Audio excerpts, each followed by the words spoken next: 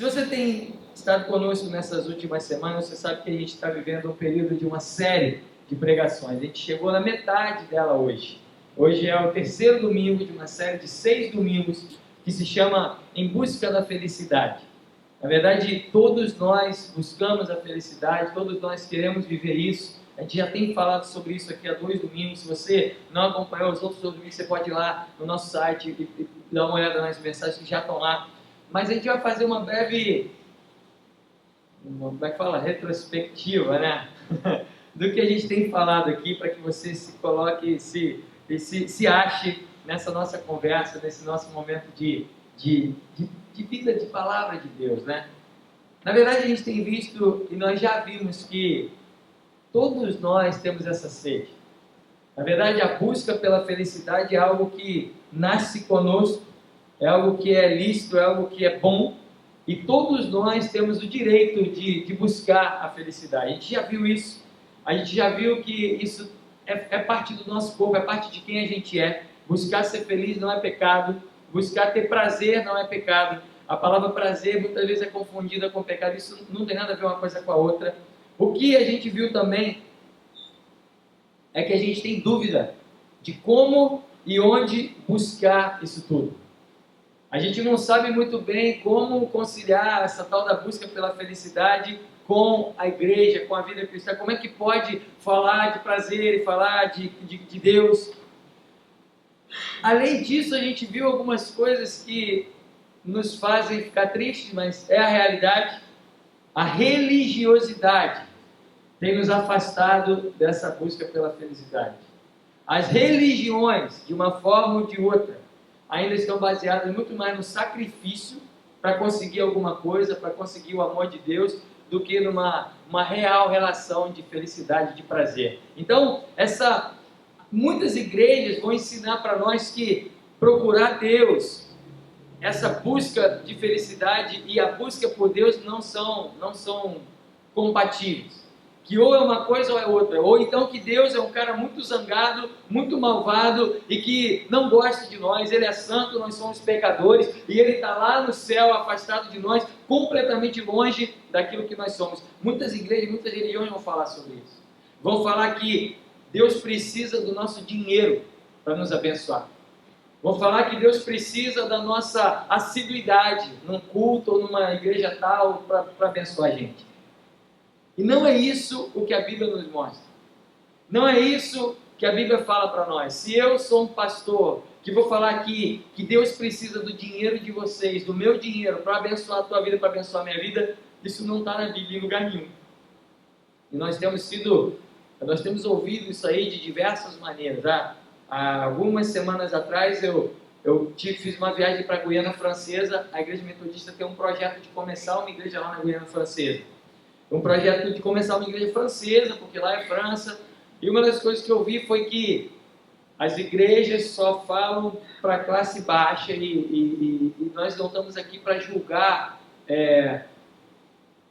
a inteligência ou o amor de Deus por alguém devido à classe social que essa pessoa frequenta. Não importa de qual classe social você seja, A, B, C, D, baixa, classe média, classe alta, Deus não se incomoda com isso. Mas uma coisa que eu reparei lá é que só a classe baixa estava indo na igreja. E outra coisa que eu reparei lá é que essa classe baixa estava indo nas igrejas que pediam o dinheiro do povo.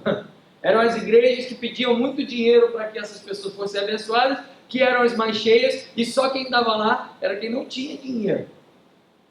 E isso mostra muita coisa por trás disso, né? Mostra que a pregação está errada, a maneira de falar de Deus está errada, mas também mostra que a maneira de buscar Deus está errada. Muitas pessoas que estavam lá estavam porque queriam virar ricos. Não necessariamente porque queriam conhecer Deus, mas porque queriam ficar ricos. E se Deus é um gênio da lâmpada, é o Aladim, que eu esfrego ali, ele aparece, eu boto meu dinheirinho, ele vai me dar 3 pedidos, eu quero esse Deus. E muitas pessoas, aonde há procura, há oferta. Muitas pessoas acabavam indo nesses lugares, não porque elas queriam conhecer quem é Deus, mas porque elas queriam mudar de vida financeiramente falando. E se a gente começa a entrar nessa direção, a gente não vai falar da real felicidade. A gente não vai falar de quem Deus é de verdade. A gente viu também que a busca pelo prazer, domingo passado, na verdade, no fim das contas, deve ser entendida pela busca do próprio Deus. Quando a gente entende quem Deus é e encontra com esse Deus de verdade, a gente começa a entender o que é o prazer de verdade.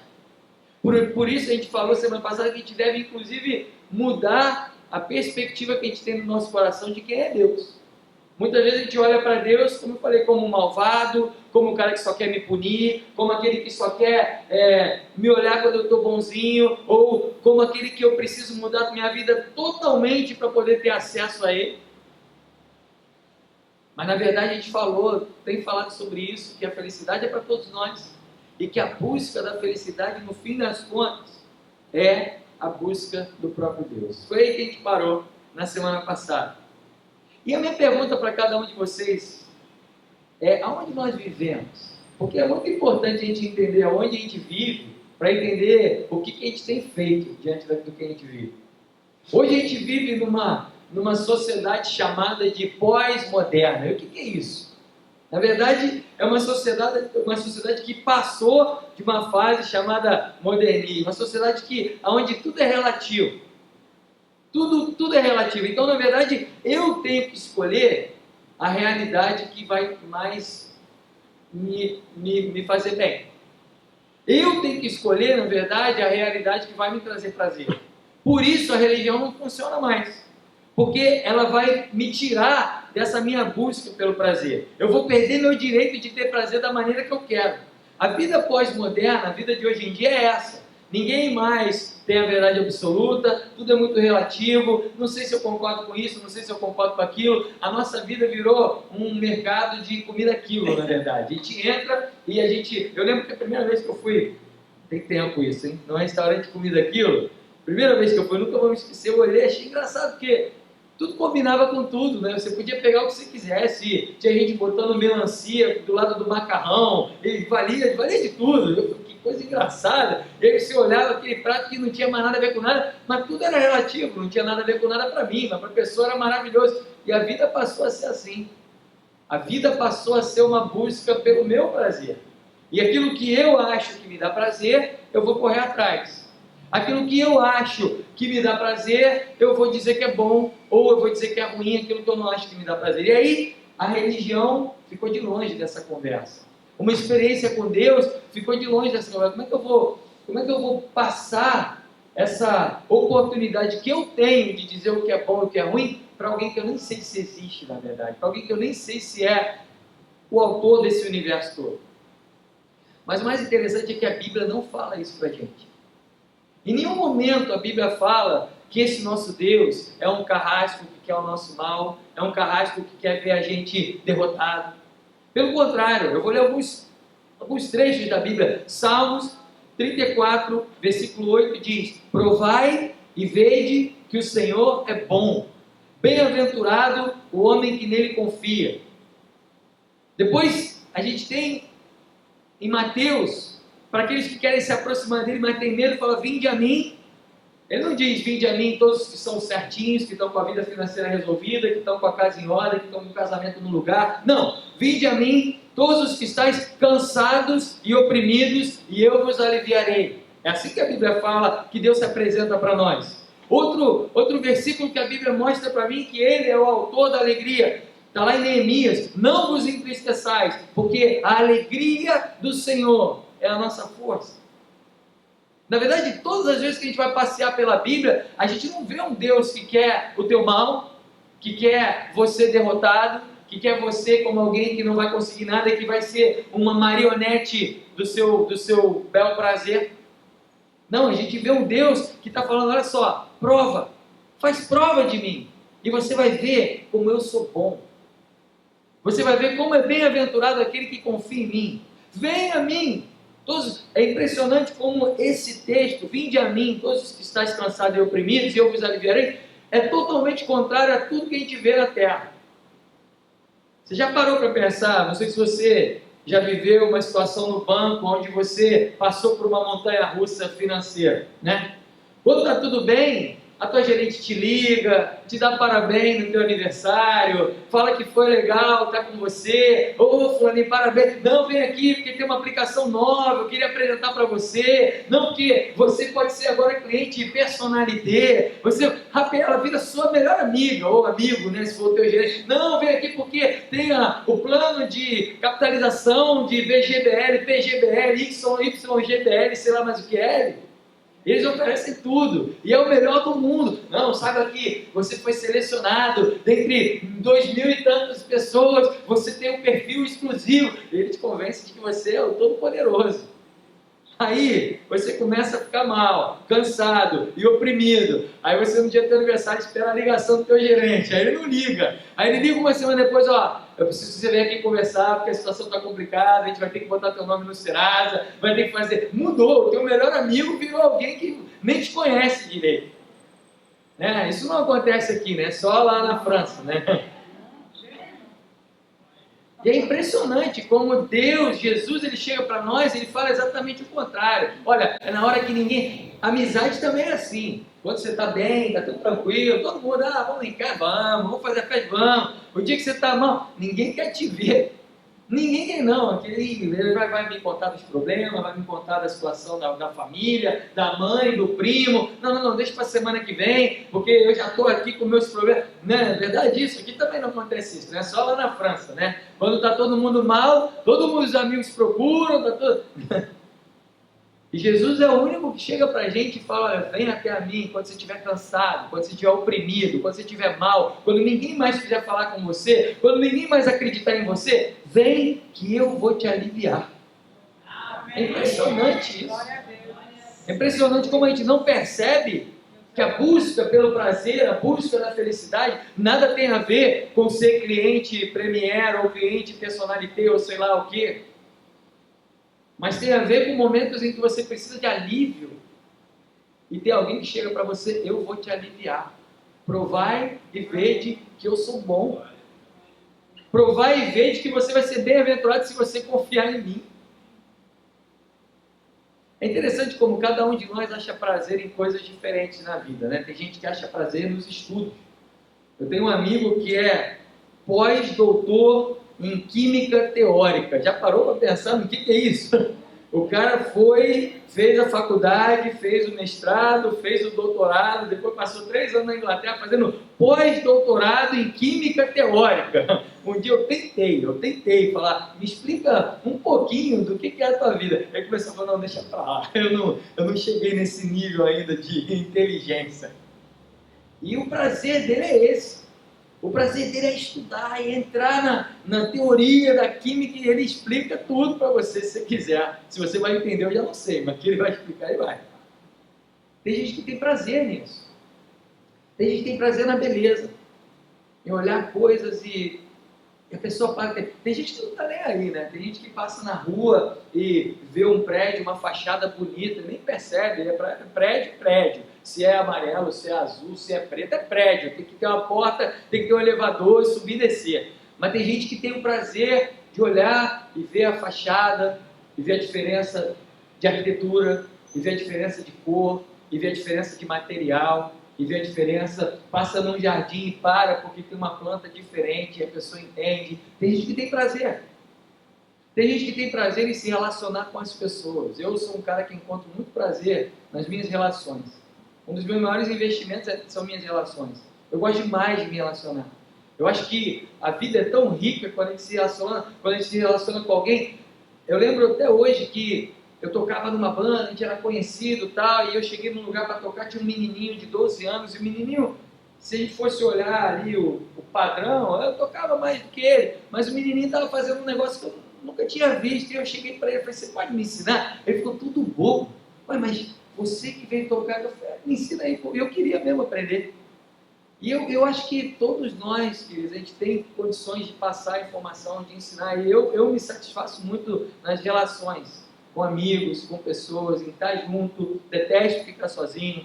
Hoje de manhã eu estava falando o quanto eu detesto a morte, não gosto de falar sobre ela, não gosto de enterro, não gosto de funeral, não gosto de ofício fúnebre, não gosto de nada disso, eu detesto. A morte não faz parte do plano de Deus inicial para nós, e eu sou um cara que lido muito mal com ela, muito mal, não sou muito amigo dela não, fico todo sem jeito quando isso acontece, fujo para não ficar ligando e dando aquelas palavras que na verdade a gente não sabe nem o que dizer.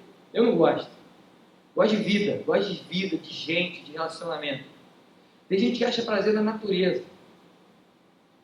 E vai acampar, e vai fazer alguma coisa, e vai para Ilha Grande, vai para lugares maravilhosos, e vai falar, gente, tem gente que acha prazer na arte. E vai ver uma peça de teatro, vai ver um musical, vai ver um quadro, e vai parar e vai se deleitar ali. Mas o mais interessante é que a gente não percebeu quem está por trás disso tudo. Quem está por trás de cada uma dessas coisas, do conhecimento, da beleza, do relacionamento, da natureza, da arte. Deus criou esse negócio todo. Ele conhece isso muito mais do que nós. A Bíblia diz que os céus, todo o universo cabe na palma das suas mãos.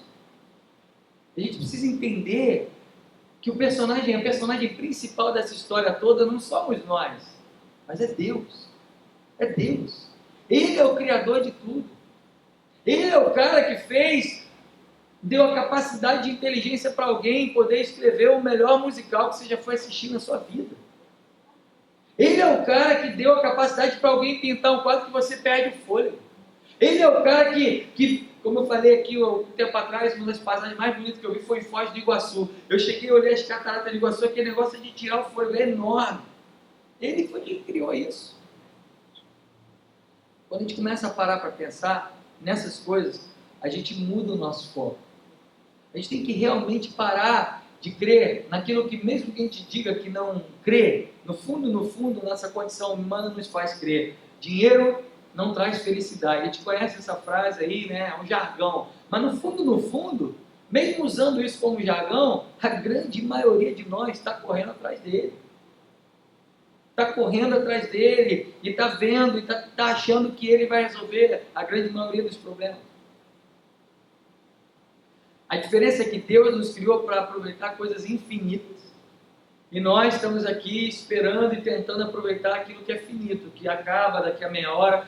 Por isso, gente, não é nada bonito, não é nada fácil, mas é muito simples para mim ver um viciado em drogas, um viciado em álcool, um viciado em pornografia, em prostituição.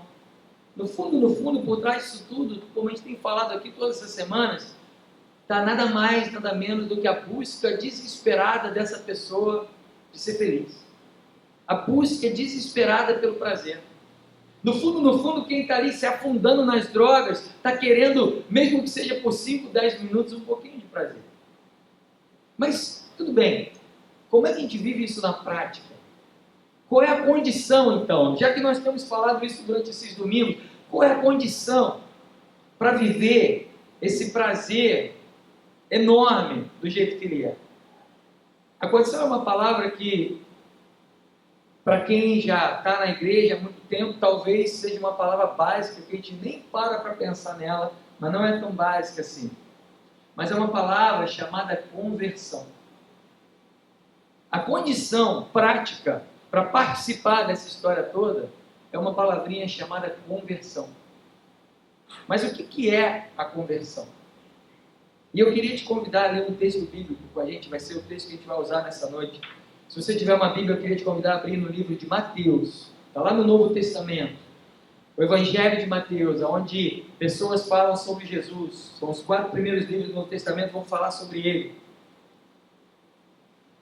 Mateus capítulo 13, do versículo 44 ao 46.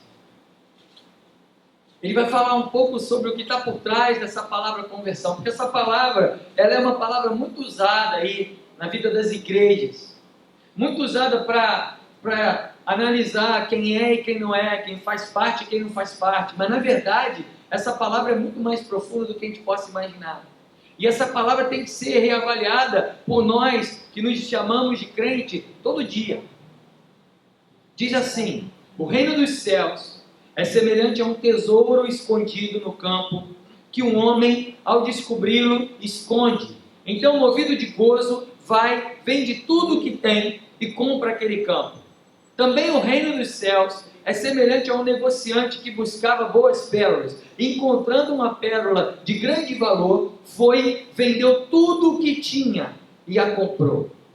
Esse é o reino dos céus. Essa é a palavra bíblica para demonstrar o que é o reino dos céus e, consequentemente, o que é a vida de alguém que faz parte desse lugar. É interessante que ele fala de duas coisas que na verdade são a mesma. É um grande tesouro, é uma grande descoberta, é um grande achado, a ponto da pessoa vender o primeiro, né? Ele diz que é semelhante a um tesouro escondido no campo. O homem descobre esse tesouro, vende tudo o que ele tem, vai lá, compra o campo, porque ele sabe que dali para frente os problemas dele estão resolvidos. Ou um cara que conhece pérola, ele é um negociante de pérola, estava buscando, e quando ele encontrou aquela que ele precisava, aquela de grande valor, ele foi lá, vendeu tudo o que tinha e comprou. Vocês já imaginaram isso? Quando a gente fala sobre conversão, a palavra conversão na igreja, isso serve talvez para você que nem tem noção e nem tem a real certeza se Deus existe ou não, quanto para você que tem ido à igreja todo domingo há anos. Quando a gente fala sobre conversão, a gente só pensa em eu vou me arrepender, eu tenho que ter fé, eu tenho que ter isso, eu tenho que ter aquilo, mas conversão é algo muito maior do que isso. Conversão é quando a gente muda completamente o sistema que está dentro da nossa cabeça, de pensar, de ver, de enxergar. E como é que a gente avalia a conversão de alguém? É quando essa pessoa olha esse campo e ele chega e fala: eu vou vender tudo, eu não preciso mais de nada, porque eu sei que ali naquele lugar tem um tesouro que todos os meus problemas são resolvidos. E eu falo isso porque no fundo, a gente ainda tem lutado atrás de tesouros terrestres, e investido e ficado triste e tal, quando a nossa vida aqui está melhorzinha, está bom, quando está um pouquinho pior, está ruim. A gente muitas vezes fala sobre conversão, se sente convertido, tranquilo na igreja, mas ainda não entendeu exatamente o que é a profundidade desse negócio. Como é que a gente avalia isso? Conversão, na verdade, é quando a pessoa vê em Deus um tesouro muito maior do que tudo e resolve segui-lo. A conversão é o nascimento dessa pessoa, que quer achar de verdade todo o seu prazer nele. Não necessariamente naquilo que ele pode entregar para a gente, mas nele, em quem ele é. Não nos milagres, não no carro novo, não na casa nova, não no casamento bem sucedido, não em ter muito dinheiro e ser personalité, mas nele, em Deus. Eu achei esse tesouro e é ele que eu quero. Eu não sou muito fã dessas orações milagrosas que a gente faz. Olha, repete essa oração comigo e você vai repetir essa oração comigo e quando terminar a oração, você está convertido. Sinceramente, eu não sou muito fã disso. Nem de, pega esse livrinho aqui, lê essas 4, não sei o que, isso aqui, você vai entender isso aqui, a partir do momento que você entender isso aqui, você está convertido, beleza.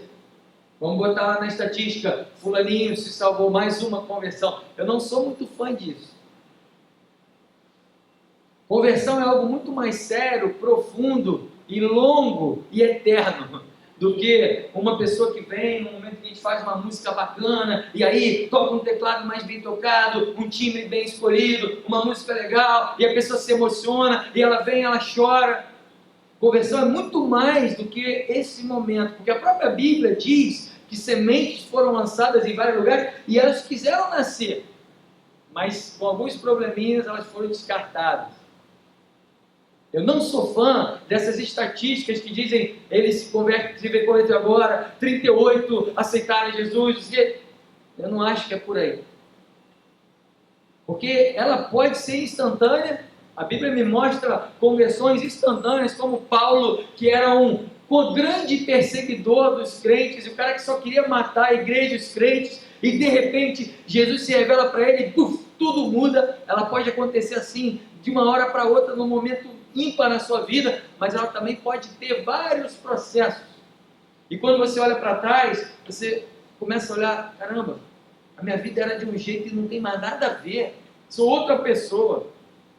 Então, quem sou eu para avaliar se foi naquela oração ou naquele momento emocionante ali que isso aconteceu? Mas uma coisa eu sei, de uma coisa eu tenho certeza. Aliás, é uma das únicas certezas que eu tenho. Ela muda a sua vida de ponta a cabeça. Ela te muda por completo, ela te faz ser totalmente diferente de quem você era. Sendo lenta, sendo média, sendo instantânea, se você se converte, você muda radicalmente de vida. E tudo na sua vida, todas as áreas da sua vida, todos os pontinhos que são ótimos. Ter uma vida boa, ter uma casa boa, ter dinheiro, ter carro, ter alguma coisa, isso é ótimo, isso todos nós queremos, é o que eu mais quero dentro da minha casa. Mas tudo isso passa a ser secundário e passa a ser revisitado quando você entende quem é a fonte de prazer e de alegria. Na verdade, gente, eu quero já dizer para vocês de antemão, durante esse ano todo, essa série de busca pela felicidade acaba daqui a 3 domingos, mas durante o ano todo nós vamos ter séries, até o fim do ano, até dezembro, que vão simplesmente revisitar a nossa vida de crente. O que é um crente em relação ao casamento? O que é um crente em relação à oração? O que é um crente em relação ao amor? O que é um crente em relação ao dinheiro? Aí sim, a gente vai começar a olhar coisas práticas da nossa vida, mas de uma maneira muito clara. Por isso que eu digo que essa palavra conversão, ela parece ser muito óbvia na vida da igreja, mas não é tão óbvia assim. Ah, não, eu já me converti, pastor, porque aquele dia eu fui lá, orei, está tudo certo. Será? É uma palavra muito profunda. E eu queria falar sobre 2 verdades muito básicas de alguém que é convertido, de alguém que entende e vive esse negócio de verdade, de alguém que busca esse prazer como nunca buscou na sua vida, de alguém que entende que ele é a fonte do prazer. 2 pontos muito básicos para que a gente entenda isso. O primeiro deles é uma palavrinha chamada dependência. Dependência é uma palavra que a gente briga contra ela. A gente briga sempre contra essa palavra. E na verdade, essa palavra é diretamente proporcional ao nosso nível de convertido, ao nosso nível de intimidade com essa pessoa que dá todo o prazer para a nossa vida. Qual é a nossa dependência? Em que nível está a nossa dependência de Deus? Dependência é sinal de reconhecimento. Dependência é sinal de que a gente entende, confia e entrega. Quanto maior a minha dependência, maior o meu reconhecimento. É assim. Se eu confio totalmente em alguém, a ponto de não me preocupar em nada, se eu estou com câncer no estado terminal, eu não tenho mais nada que fazer, e eu vou no médico, ele me dá um diagnóstico e fala, o tratamento é esse. Se eu resolvo confiar, eu vou chegar para ele e falar, meu amigo, faz o que você quiser, está aqui, a minha vida está nas tuas mãos.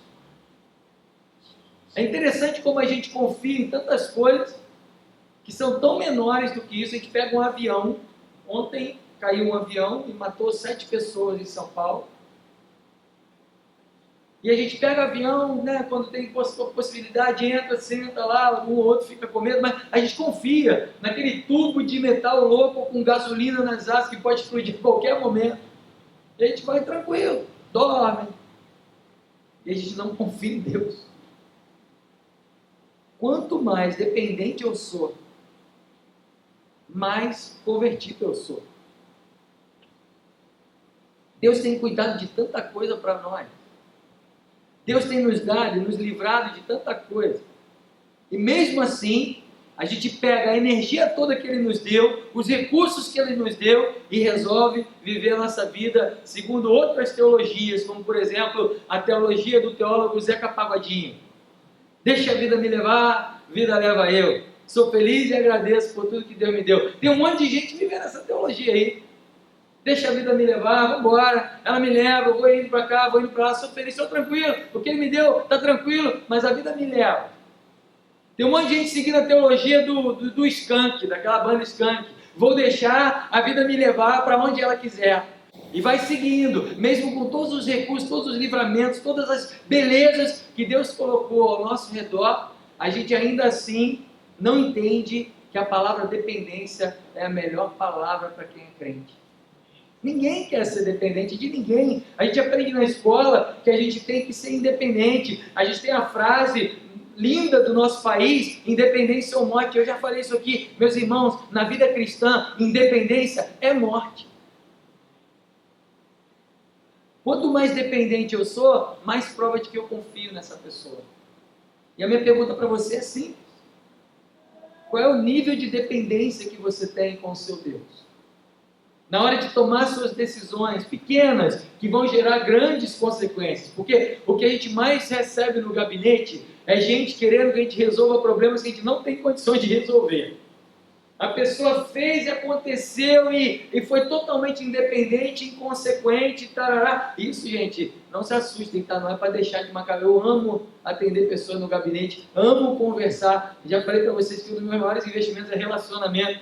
Mas tem coisas que eu chego simplesmente e falo, olha só, 1 mais 1 é igual a 2. Você pegou 1, depois pegou mais 1, deu 2.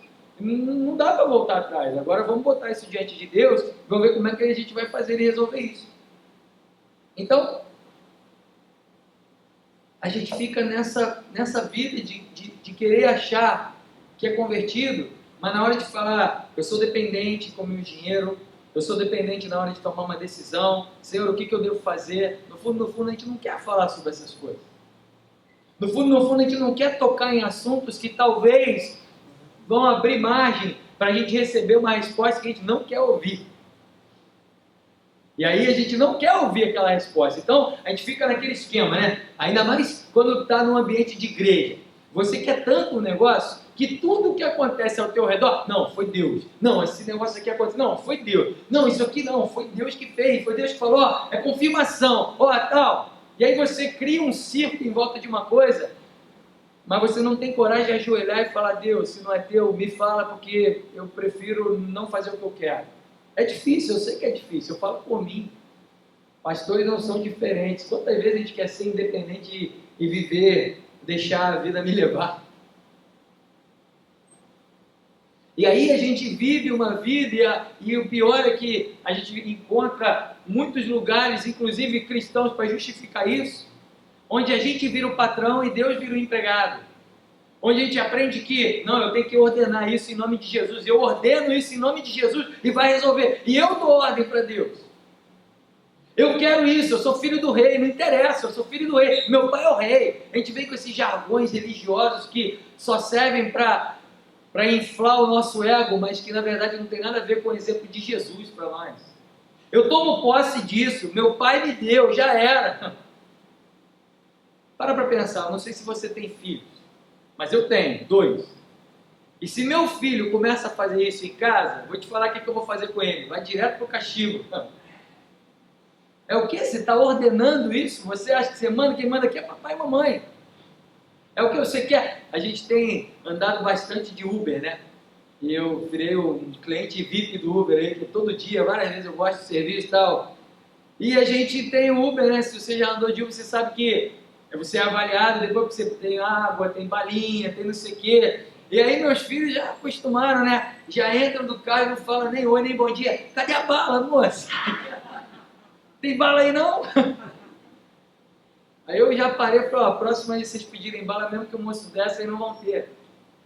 Então assim, para mim, criança, filho que vai vir nessa de eu ordeno isso, eu quero isso, eu sou filho do rei, eu tomo posse disso porque meu pai mandou, é filho mimado, é filho que tem que ficar de castigo.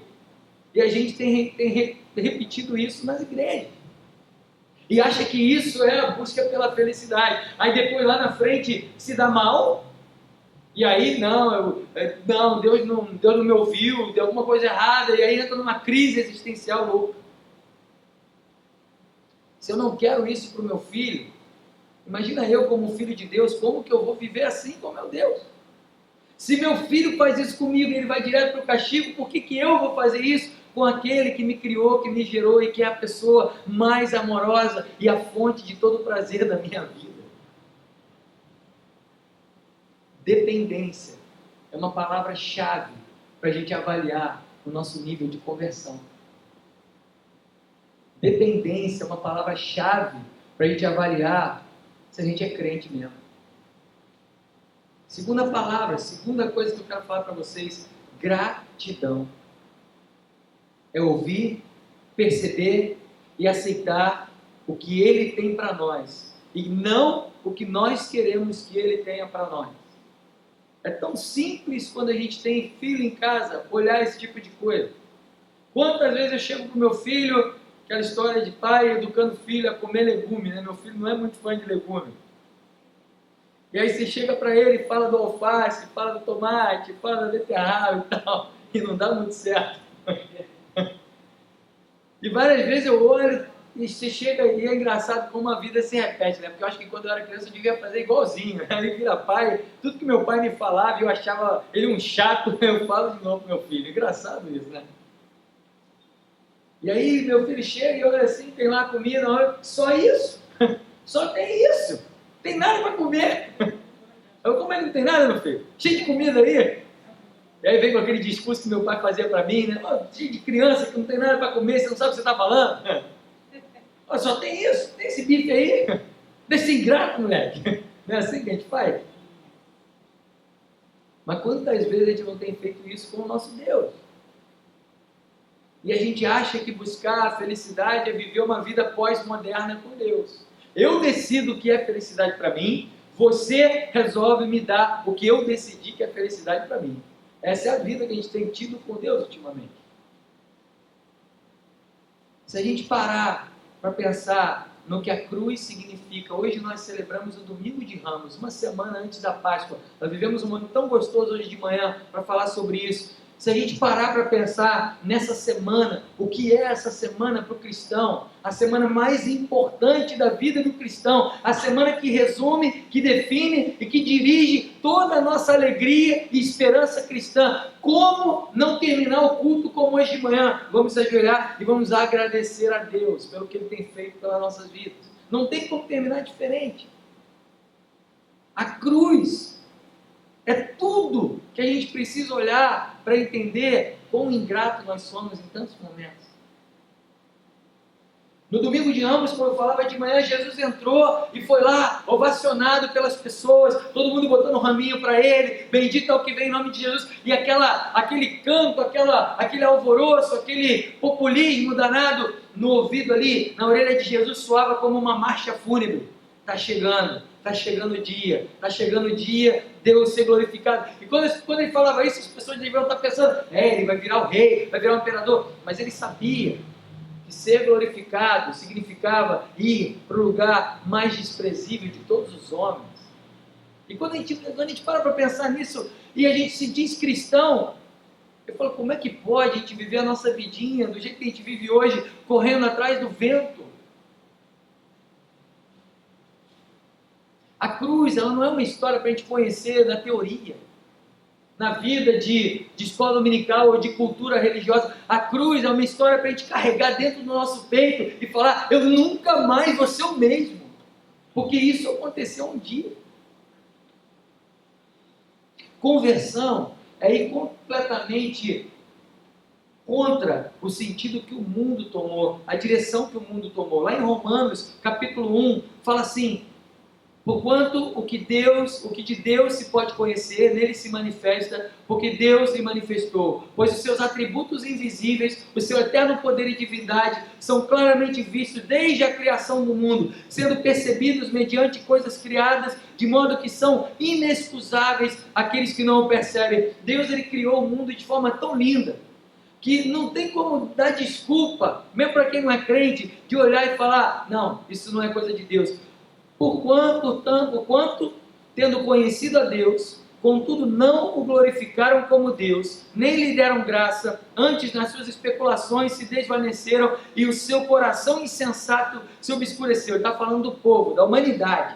Dizendo-se sábios, tornaram-se estultos e mudaram a glória do Deus incorruptível em semelhança da imagem de homem corruptível e de aves, e de quadrúpedes e de répteis. Por isso, Deus os entregou nas concupiscências de seus corações, para serem os seus corpos desonrados entre si.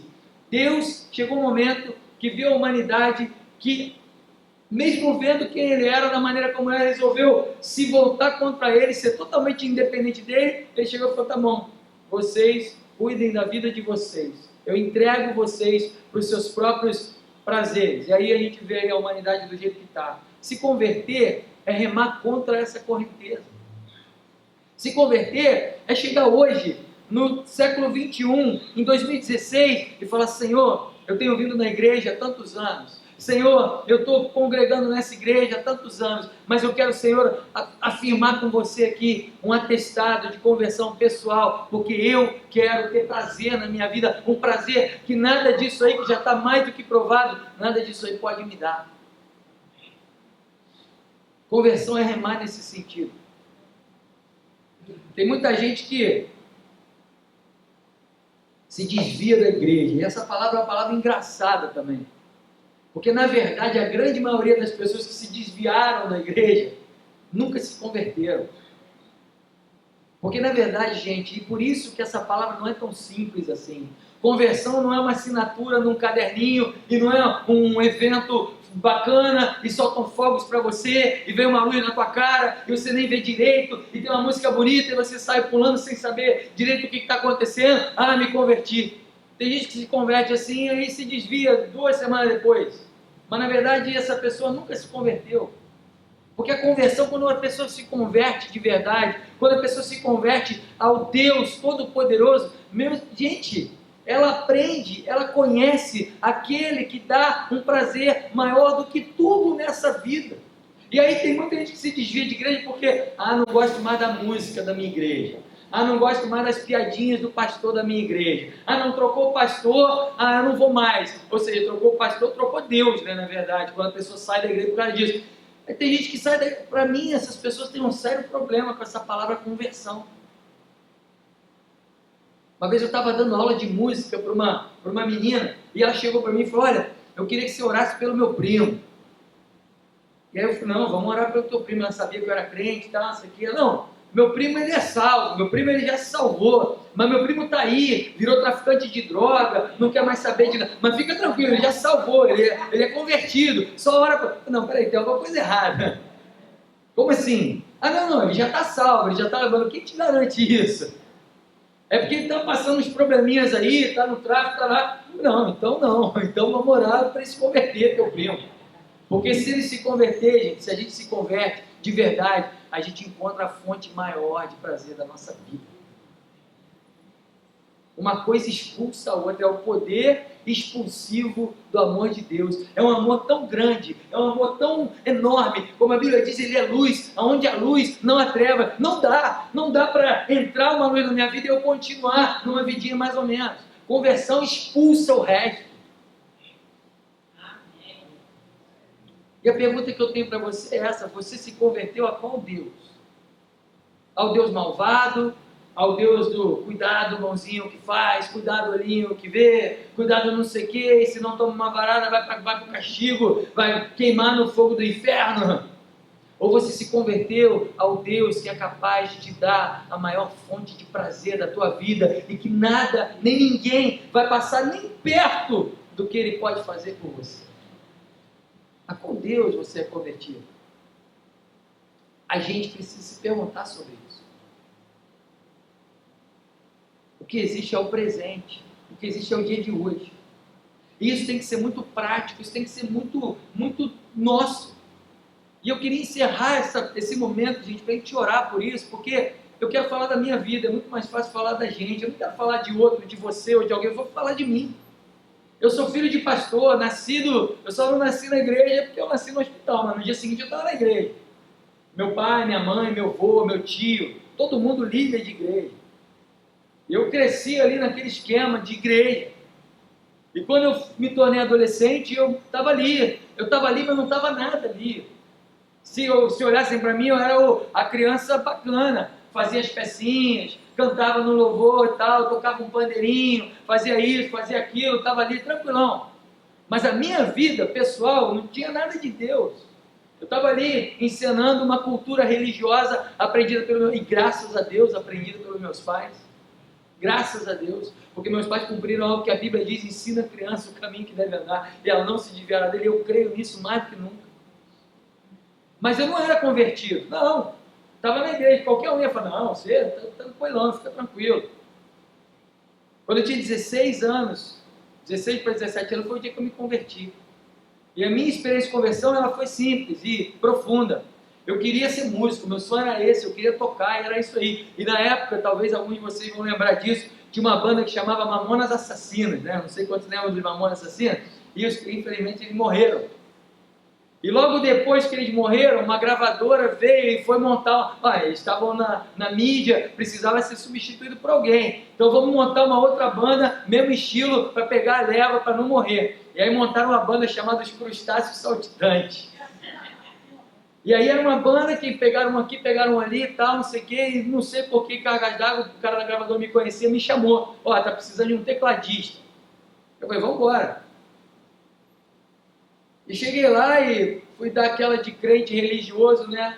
Hoje entrei na época, as pessoas eram muito mais velhas do que eu, tinha 16 anos, todo mundo tinha 28, 29, 30. E o pessoal foi super sincero comigo, papo reto, direto. O negócio é o seguinte, tá todo mundo aqui para ganhar uma grana, todo mundo aqui para entrar nessa onda, para tirar um dinheiro, porque a gente sabe que essa banda não vai dar certo a longo prazo. Então, é esse o esquema. E tem mais uma coisa, todo mundo aqui é viciado em droga, é preciso que você saiba disso desde o início para não ter problema.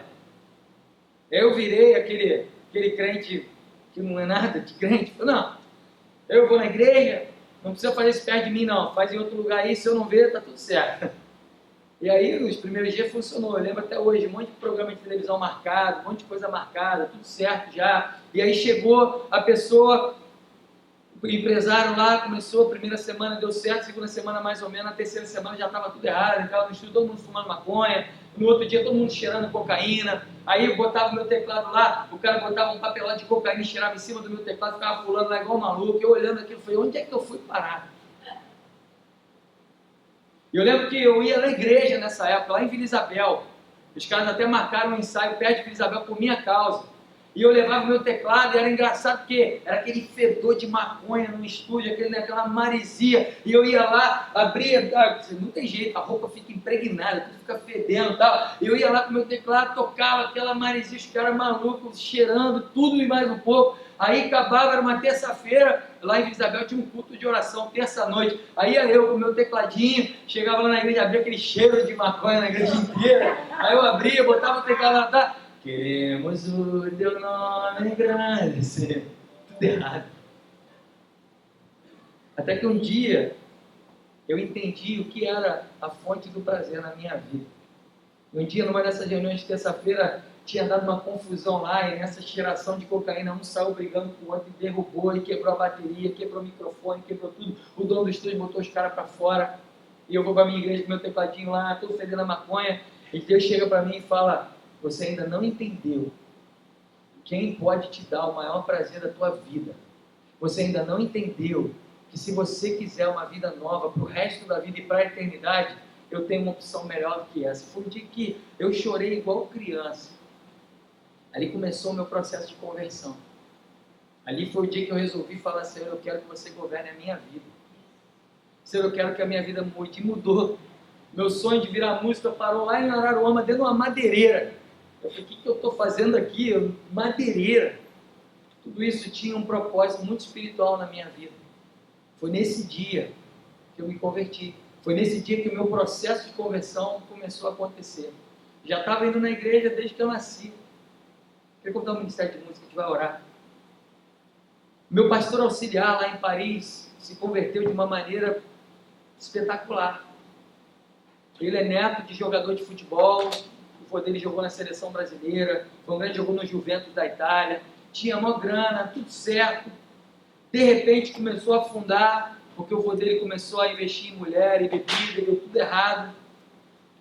Seu pai começou a traficar droga, foi preso, e na cadeia começou a usar droga e descobriu que tinha AIDS, porque pegou AIDS lá na cadeia.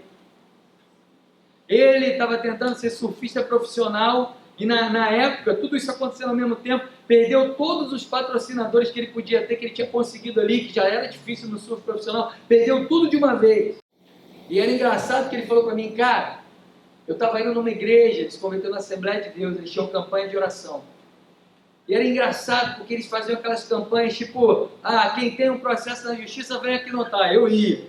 Quem tem doença na família vem aqui notar, eu ia de novo. Quem tem problema na cadeia vem aqui notar, eu ia de novo. Quem tem tal, ele falou: eu estava em todas as filas lá, o pastor achava que eu era maluco. Mas ele falou para mim: eu nunca sentir tamanha paz como eu comecei a sentir a partir daquele dia.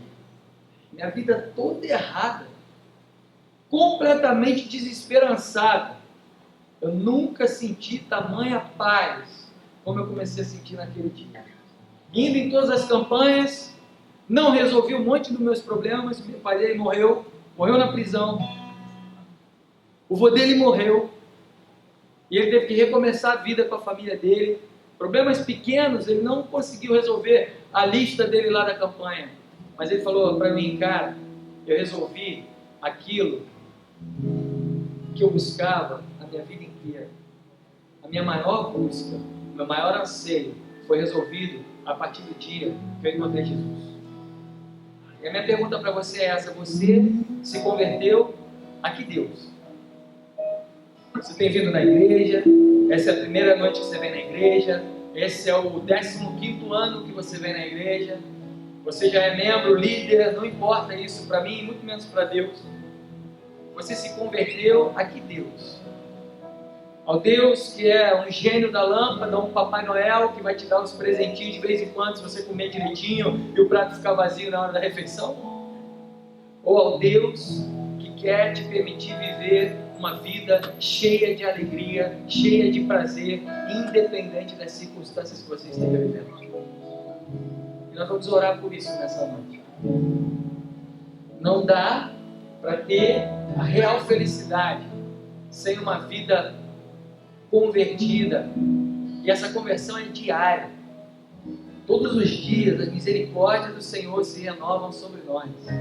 Todo dia a dia eu cheguei a falar: Senhor, eu sou o pior dos pecadores, está aqui minha vida, eu não tenho nada, eu não mereço nada, e você resolveu me amar e me dar aquilo que eu não merecia.